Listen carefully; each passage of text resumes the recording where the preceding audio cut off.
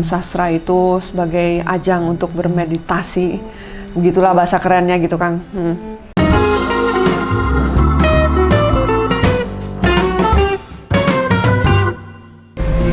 2, 1, action. Halo Teh Indri. Hai.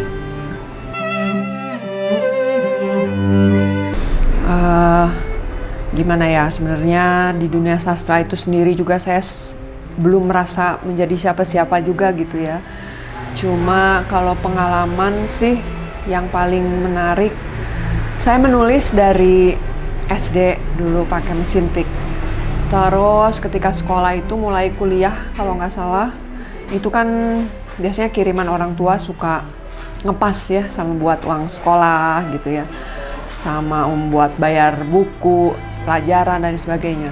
Nah saya mulai tertarik untuk mengikuti lomba-lomba cerpen gitu loh, lomba cerpen, dan ya syukurnya bisa menutup biaya kelakuan lah istilahnya ya. Saya misalnya pengen beli komik atau pengen jalan-jalan ya, itu dari mengirim-ngirim ke lomba-lomba cerpen itu ya lumayan, pernah juara 1 juga. Terus dulu saya pernah ikutan juga satu event yang diadakan oleh Bentang Pustaka kalau nggak salah ya, tentang Stephen King thriller ya, lomba menulis cerita thriller Stephen King gitu dari bukunya juga. Ya gitu kurang lebih ya, bisa membuat saya ada tambahan masukan buat ya main lah gitu ya, buat pergi jalan-jalan dan sebagainya, kebutuhan di luar sekolah, biaya sekolah gitu loh.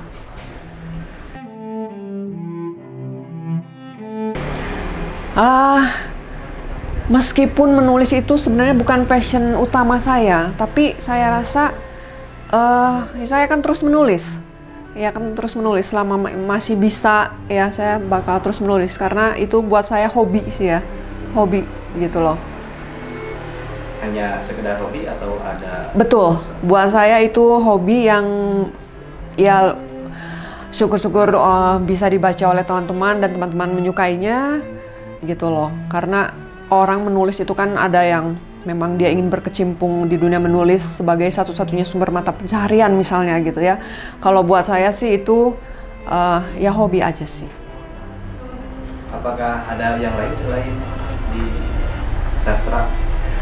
Oh iya, saya secara passion saya lebih suka melukis sebenarnya Kang ya. Saya di situ lebih concern untuk di dunia lukis-melukis sebenarnya sih. Makanya menulis itu ya cuma hobi lah buat saya. Hobi yang menyenangkan pastinya sih. Perkembangan sastra di era digital, maksudnya untuk jenis-jenis buku yang secara fisik gitu ya, yang diterbitkan secara fisik. Saya pernah ngobrol sama teman-teman dan salah satunya juga pegiat sastra juga. Di era digital seperti ini kan anak-anak mudanya terutama ya, anak muda itu karena maraknya YouTube dan konten-konten yang secara digital mereka bisa lihat dari handphone gitu. Buku-buku sastra yang jenisnya fisik ya, bukan elektronik, bukan buku elektronik, itu menjadi tanda kutip kurang menarik untuk generasi sekarang gitu ya. Makanya kita itu pernah membicarakan bahwa buku sastra yang secara fisik dicetak dalam bentuk buku itu bisa diakalin dengan visual. Ya, dengan visual misalnya dengan ilustrasi yang menarik atau bikin novel bergambar atau yang berkolaborasi dengan komik dan lain sebagainya, untuk ya supaya lebih menarik secara visual buat anak-anak sekarang yang memang ya konsumsinya visual gitu loh Kang. Ya. Kan Tete sudah lama ya tentunya di Tasikmalaya. Ya, sudah lama di Tasikmalaya ya, karena saya lahir di sini, sekolah sampai SMA saya di Tasikmalaya. tapi berkecimpung di dunia sastra di Tasikmalaya itu sebenarnya baru beberapa tahun terakhir ini. Baru beberapa tahun terakhir yang saya rasa produktivitasnya cukup baik ya. Untuk di kota kecil seperti Tasikmalaya gitu ya, saya lihat, oh si Anu menerbitkan buku, oh si Anu menerbitkan buku kembali gitu. Dan ya cukup lumayan produktif ya saya rasa sih di kota ini, di Tasikmalaya.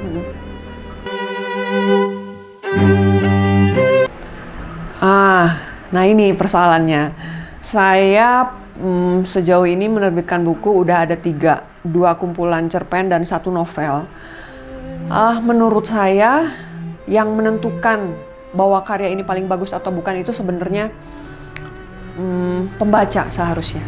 Menurut saya pribadi gitu, bahwa oh ini karya terbaik dari si penulis A itu ini menurut pembaca. Karena ketika buku itu sudah dicetak dan sudah dilempar ke pasar pembaca, ya penulis sudah tidak punya hak lagi untuk mengatakan bahwa karyanya bagus atau jelek atau apa gitu. Sejauh ini sih ya yang saya tahu seperti itu. Jadi ya silakan pembaca yang bisa menentukan karya mana dari saya yang menurut mereka lebih bagus gitu. Soalnya kadang-kadang begini ya Kang, saya merasa kumpulan cerpen saya yang kedua itu lebih baik saya tulis daripada yang pertama. Karena ya setidaknya saya juga pengen punya progres ya. Dari kumpulan cerpen pertama ke yang kedua itu pengenlah ada perbaikan-perbaikan gitu. Saya rasa kumpulan cerpen yang kedua lebih dibuat dengan lebih baik menurut saya sebagai penulis. Tapi ternyata para pembaca lebih concern ke justru buku yang pertama gitu loh. Kayak gitu. Jadi ya kembali terserah pembaca aja udah. Itu udah haknya mereka untuk menentukan yang mana masterpiece dari dia gitu. Dari si penulis itu maksudnya. Ya betul. Saya juga merasakan sendiri bahwa buku pertama yang saya terbitkan melalui penerbit apa itu tadi namanya ya? Alternatif ya, penerbit alternatif gitu. Mungkin kalau di musik namanya indie gitu ya, penerbit indie gitu. Itu sangat membantu bagi penulis yang bukan siapa-siapa dalam tanda kutip untuk bisa mencetak bukunya gitu, menerbitkan bukunya gitu. Karena buku pertama saya diterbitkan juga oleh salah satu penerbit alternatif yang ada di sini gitu, di Indonesia gitu. Ya itu sangat membantu bahwa saya memberikan peluang bahwa kita semua bisa menerbitkan buku.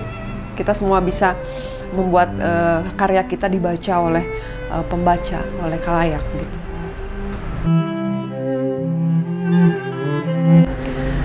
Menurut saya pribadi, sastra itu semacam meditasi ya. Kalau saya sih biasanya setelah pulang kerja dengan keruwetan pekerjaan sehari-hari, begitu pulang ke rumah, saya bisa selonjoran dan baca buku, itu udah paling inilah, paling menenteramkan hati istilahnya gitu loh. Ya, untuk saat ini bagi saya sih. Jadi ya sastra itu sebagai ajang untuk bermeditasi, begitulah bahasa kerennya gitu Kang. Jadi tidak terpengaruh oleh digital ya masa sekarang? Kalau saya pribadi enggak, karena bahkan saya di rumah TV juga nggak ada gitu. Ya TV juga nggak punya, jujur.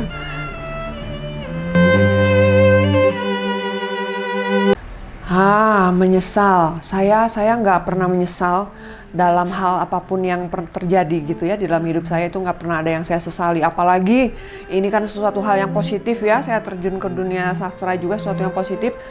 Yang nggak menyesal dalam artian misalnya, aduh buku saya nggak laku, aduh saya nih bukan siapa-siapa, tidak dikenal orang, enggak sama sekali.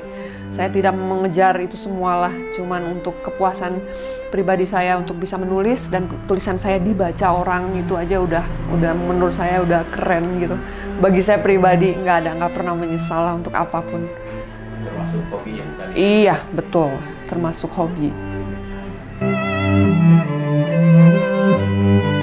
Buat saya pribadi ya, banyak sebenarnya buku-buku bagus, tapi sampai saat ini ada satu buku yang saya sampai 2 kali atau bahkan lebih membacanya berulang-ulang. Itu buku karya dari penulis Swedia, Jonas Jonasson. Ya, judulnya 100 Years Old Man Who Climbed Out the Window and Disappeared. Jadi menjelaskan tentang bagaimana seorang pria tua yang berusia 100 tahun, dia kabur dari panti jompo ya. Terus dia melakukan petualangannya gitu loh. Dan karena umur dia yang panjang ini 100 tahun, dia mengalami banyak kejadian dari sejak Perang Dunia Kedua dia alami. Dia itu ahli perakit bom kalau nggak salah, atau nuklir gitu. Terus dia juga kenal dengan beberapa pemimpin-pemimpin negara-negara di dunia sampai saat ini. Bahkan dia pernah juga menceritakan pengalamannya dalam buku itu. Dia ke Indonesia. Dia juga bertemu dengan Presiden Soeharto pada waktu itu gitu, pada tahun 80-an. Itu buat saya sangat menarik karena selain menceritakan sejarah yang juga memang benar terjadi, dikemas dalam bentuk komedi gitu loh. Dan saya ya masih sering ketawa-ketawa juga, baca udah sampai 2 kali, masih selalu suka dengan buku itu. Nah.